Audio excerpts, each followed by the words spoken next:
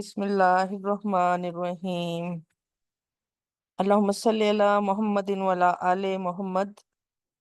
Dear students, आज हम अपना टॉपिक सॉल्ट एनालिसिस इसके बारे में इंट्रोडक्शन लेंगे एंड डिटेल्स देखेंगे। What is salt? आप लोगों ने अक्सर पढ़ा हुआ है। सॉल्ट एसिड एंड बेसिस जब रिएक्ट करते हैं तो सॉल्ट प्लस वाटर बनता है। और सॉल्ट जो है ये कॉमन टेबल सॉल्ट से लेकर वैरायटी ऑफ कंपाउंड्स जो है इसमें सॉल्ट्स की होती हैं। सिर्फ NaCl ही सॉल्ट नहीं होता, बल्कि इसके अलावा बहुत सारे थाउजेंड्स ऑफ सॉल्ट्स जो हैं वो मौजूद होते हैं। और कोई भी सॉल्ट जो है ये एसिड और बेस के रिएक्शन से बनता है। इसमें एसिडिक रेडिकल एसिड की तरफ से आता है, और इसमें एक बेसिक रेडिकल होता है जो कि बेस से आता है। फॉर एग्जांपल, ये HCl acid and sodium hydroxide base हैं। ये जब रिएक्ट करते हैं तो इनके रिएक्शन के नतीजे में NaCl बनता है। अब Na एंड Cl, तो आप देखिए कि Na जो है it is coming from base, so it is basic radical. ठीक है, and Cl is coming from acid, it is acidic radical. तो बेसिक रेडिकल्स कैटाइंस होते हैं एंड एसिडिक रेडिकल्स एनाइन होते हैं। किसी भी सॉल्ट में दो रेडिकल्स होंगे, एक एसिडिक और दूसरा बेसिक रेडिकल। और आपके सिलेबस में देखिए, फॉलोइंग आर एसिडिक रेडिकल्स, जो कि 2025 में जो HSSC 2 के एग्जाम होंगे, इनमें ये वाले जो है एसिडिक रेडिकल्स के एग्जाम्स लिए जाएंगे। जिसमें सबसे पहला सल्फेट है, फिर carbonate, chloride, bromide, iodide and nitrate. तो आप देखिए गर्ल्स, हम एसिड कोई भी सॉल्ट एनालिसिस जब परफॉर्म करते हैं तो हमें डेफिनेटली टेस्ट ट्यूब में थोड़ा सा लेकर, जिसे हम एनालाइज कर रहे हैं, उसका हम सॉल्यूशन बनाते हैं। एंड उसको ओरिजिनल सॉल्यूशन कहेंगे, उसको भी मैं अभी एक्सप्लेन करती हूँ। लेकिन टेस्ट ट्यूब को आमतौर पर हाथ में नहीं पकड़ा जाएगा, बल्कि टेस्ट ट्यूब होल्डर की मदद से पकड़कर टेस्ट परफॉर्म किए जाते हैं। और फिर करने के बाद इनको टेस्ट ट्यूब जो है स्टैंड में रख दिया जाता है, जो कुछ इस किस्म का होता है। अब सबसे पहले गर्ल्स, आपको जिस भी आप सॉल्ट को एनालाइज कर रहे हैं उसका ओरिजिनल सॉल्यूशन बनाना होता है। और ये क्या होता है? ये एक होमोजीनियस मिक्सचर होता है सोल्यूट एंड सॉल्वेंट का। और इसमें ओरिजिनल सॉल्यूशन में सॉल्ट जो है डिसॉल्व फॉर्म में मौजूद होता है। उसकी अनडिसॉल्व्ड जो है वो फॉर्म वहां पर नहीं होती, ना ही वो सस्पेंडेड हालत में होता है, बल्कि वो कंप्लीटली डिसॉल्व होता है। और ओरिजिनल सॉल्यूशन की जो है ये कुछ आपके सामने सैंपल्स जो रखे गए हैं, ये सब के सब ओरिजिनल सॉल्यूशन है ऑफ देयर सॉल्ट्स। तो गर्ल्स, सबसे पहले हम जब एसिडिक रेडिकल को डिटेक्ट करेंगे तो बेरियम क्लोराइड टेस्ट हम सबसे पहले करते हैं एसिडिक रेडिकल्स के लिए। किसी भी ओरिजिनल सॉल्ट के ओरिजिनल सॉल्यूशन में जब बेरियम क्लोराइड डाला जाए सॉल्यूशन फॉर्म में, तो देयर आर टू पॉसिबिलिटीज। या तो प्रेसिपिटेट बन जाएंगे, जैसा कि यहाँ आप देख रहे हैं, या प्रेसिपिटेट्स नहीं बनेंगे। अगर प्रेसिपिटेट बन गए हैं तो ये हमें आगे की तरफ इशारा देगा कि अब हमें किस डायरेक्शन में चलना है।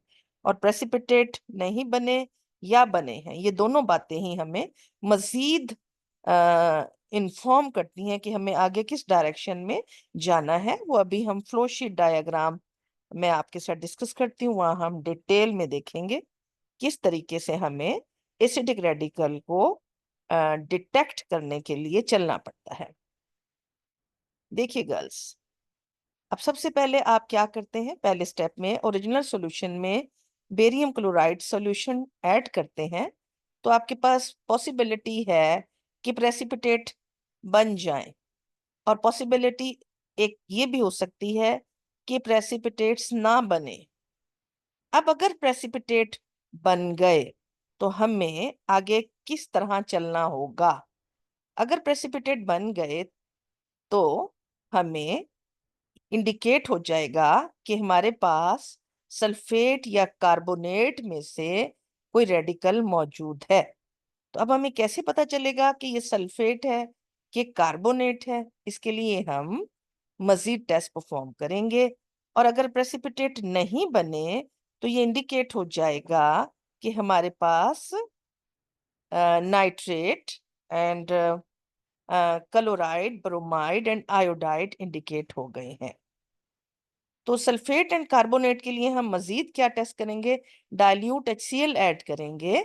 और अगर वहां पर एक गैस विद एफरवेसेंस इवॉल्व हो, एफरवेसेंस, अब जैसे आप पेप्सी की बोतल खोलते हैं, एक बड़ा एक बहुत सारे बबल्स के साथ जो गैस निकलती है उसको एफरवेसेंस हम कहते हैं। अगर गैस विद एफरवेसेंस इवॉल्व हो तो दिस विल इंडिकेट कि आपके पास कार्बोनेट है। आप जो सॉल्ट एनालाइज कर रहे हैं इसका एसिडिक रेडिकल कार्बोनेट है। और अगर वहां से कोई ऐसी गैस इवॉल्व नहीं हुई बल्कि वाइट प्रेसिपिटेट बन गए हैं तो ये आपको इंडिकेट करेगा कि आपके पास सल्फेट का एसिडिक रेडिकल वाला साल्ट है, ऐसा सॉल्ट मौजूद है जिसका एसिडिक रेडिकल सल्फेट है। इसी तरह सेकंड ऑप्शन में हमने देखा कि ऐसा हो सकता है कि आपके पास प्रेसिपिटेट्स ना बने हों तो उस केस में nitrate, chloride, bromide and iodide indicate हो जाएंगे।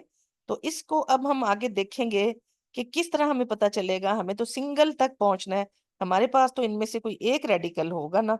तो उसी तक पहुंचने के लिए अब हम मजीद सेट ऑफ टेस्ट परफॉर्म करेंगे। तो उसके लिए हम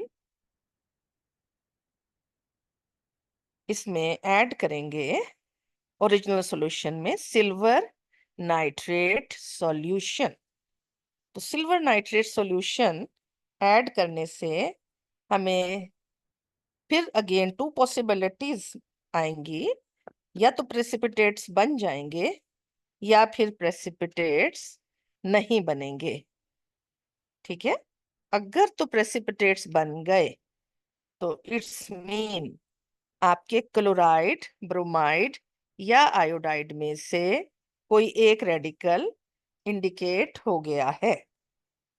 और अगर प्रेसिपिटेट्स नहीं बने तो इसका मतलब ये है कि आपके नाइट्रेट का रेडिकल इंडिकेट हो गया है, कि वो आपके पास जो सॉल्ट है उसका एसिडिक रेडिकल नाइट्रेट है। तो फिर अगर आपके पास क्लोराइड, ब्रोमाइड, आयोडाइड तीनों इंडिकेट हो रहे हैं, डेफिनेटली आपके पास तो एक ही सॉल्ट है और एक ही रेडिकल इनमें से होगा। तो मजीद आप कैसे परफॉर्म करेंगे टेस्ट? आप कलर जो बने हैं प्रेसिपिटेट के, इनको आप नोट करेंगे। अगर आपके पास वाइट प्रेसिपिटेट बने तो ये क्लोराइड रेडिकल को इंडिकेट करेंगे। अगर आपके पास लाइट येलो प्रेसिपिटेट बने तो ये ब्रोमाइड रेडिकल को इंडिकेट करेंगे। और अगर डीप येलो प्रेसिपिटेट बने तो ये आयोडाइड को इंडिकेट करेंगे। फिर फर्दर इनकी कलर क्योंकि आपस में हो सकता है थोड़ा मिस, मतलब आप लोग कंफ्यूज कर जाएं, डीप येलो लाइट येलो, तो इनकी सॉलिबिलिटी इन अमोनियम हाइड्रोक्साइड भी चेक की जाती है।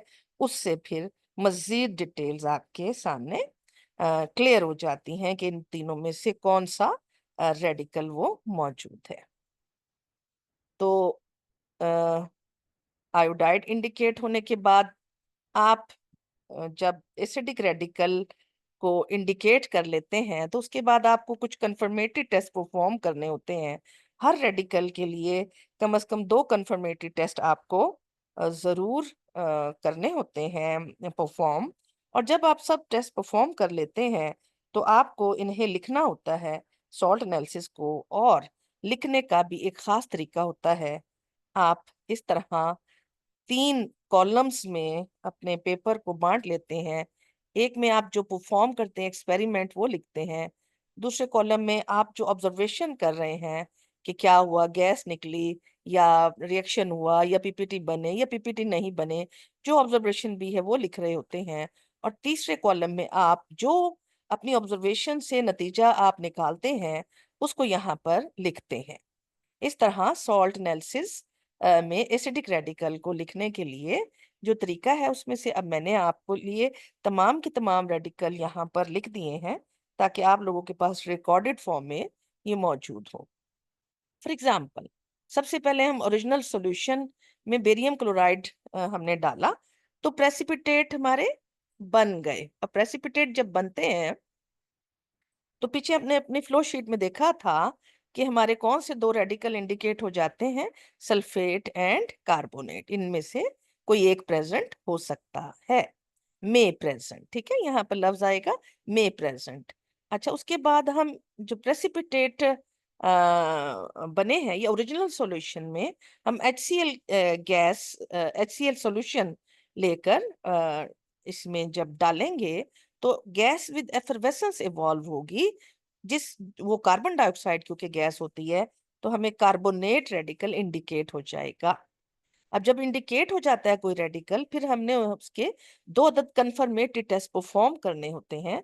तो कंफर्मेटरी टेस्ट हम कौन कौन से परफॉर्म कर सकते हैं इसके लिए? हम अगेन एक करेंगे ओरिजिनल सॉल्यूशन में मैग्नीशियम सल्फेट हम सॉल्यूशन ऐड करेंगे। वाइट प्रेसिपिटेट अगर बन गए तो हमारा कार्बोनेट कंफर्म हो जाएगा।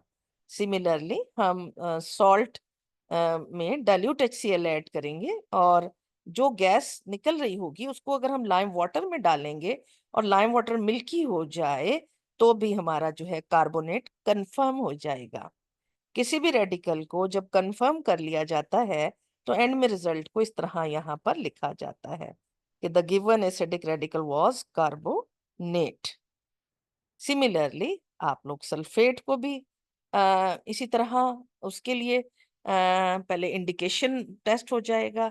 जब वो इंडिकेट हो जाएगा तो उसके बाद फिर आप क्या करेंगे, उसके 2 कंफर्मेटरी टेस्ट भी परफॉर्म कर लेंगे और इस तरह लिख लेंगे। और ये मैंने आपको सारे के सारे टेस्ट जो है ये रिकॉर्डेड फॉर्म में लिख दिए हैं। इसी तरीके से जब आपका क्लोराइड रेडिकल होगा तो वो आप लोग जो है परफॉर्म करते जाएंगे फ्लो शीट के हिसाब से। बेरियम क्लोराइड डालेंगे तो नो पीपीटी, फिर सिल्वर नाइट्रेट सॉल्यूशन डालेंगे तो वाइट पीपीटी, क्लोराइड इंडिकेट हो जाएगा। फिर इसको कंफर्म करने के लिए अगेन हम क्या करेंगे, सॉल्ट में क्या ऐड करेंगे, कंसंट्रेटेड सल्फ्यूरिक एसिड। तो फिर गैस जो है इवॉल्व होगी जो कि डेंस वाइट फ्यूम्स परफ्यूम करेगी ammonium hydro oxide dipped rod के साथ। सिमिलरली हम salt plus potassium dichromate and जो है concentrated sulphuric acid plus heat ये करेंगे तो ये आपका येलो वेपर प्रोड्यूस होंगे जो कि क्लोराइड को कंफर्म कर देंगे। इसी तरीके से आप गर्ल्स देख सकते हैं आयोडाइड्स के लिए। आयोडाइड अगर आपका रेडिकल है तो आप ये जो है टेस्ट परफॉर्म कर सकते हैं और इससे कंफर्म कर सकते हैं। एंड सिमिलरली अगर आपने ब्रोमाइड के लिए करना है तो ये set of confirmatory test perform किए जा सकते हैं। एंड नाइट्रेट के लिए भी इसी तरीके से आपको अ, देख लीजिए कि आप बेरियम क्लोराइड डालेंगे, प्रेसिपिटेट में नहीं बनेंगे तो ये 4 पॉसिबिलिटीज आ गई। फिर सिल्वर नाइट्रेट डालेंगे, प्रेसिपिटेट नहीं बने तो जाहिर है अब सिर्फ अगर प्रेसिपिटेट बनते तो ये क्लोराइड ब्रोमाइड आयोडाइड इंडिकेट होते, नहीं बने तो नाइट्रेट इंडिकेट हो गया है। अब इसमें पेपर पैलेट डालेंगे ओरिजिनल सोल्यूशन में कंसंट्रेटेड H2SO4 डाल के, नाइट्रेट इंडिकेट हो गया। अब हमने इसके 2 कंफर्मेटरी टेस्ट करने होते हैं। ये एक बहुत मशहूर टेस्ट है, इसको रिंग टेस्ट कहा जाता है। ओरिजिनल सॉल्यूशन में हम ferrous sulphate plus concentrated H2SO4 डालेंगे तो ब्राउन रिंग बनता है, नाइट्रेट कंफर्म हो जाता है। इसको रिंग टेस्ट कहते हैं और इसको जो है बहुत उससे यानी कि by name it is a जो है एक फेमस टेस्ट है, ring test for the confirmation of nitrate ion.